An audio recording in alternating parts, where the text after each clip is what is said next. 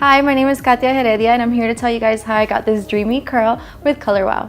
So usually when I do my hair and I try to get this bouncy curly look, I use creams, I use just product on top of product, and I still can't get the curl look that I want. I can't get soft bouncy curls. They just end up hard and they fall and it's not even curly anymore. And then I found Dream Coat for curly hair, and I just love the way it makes my curls look. They're nice, soft, bouncy, just the way I want them. So when I apply it, I put it all over my hair while it's damp, and then I just scrunch it and I just let it air dry. So the best thing about this product is that I don't have to use heat on my hair. I love to give my hair breaks, and this is just the perfect product to do that.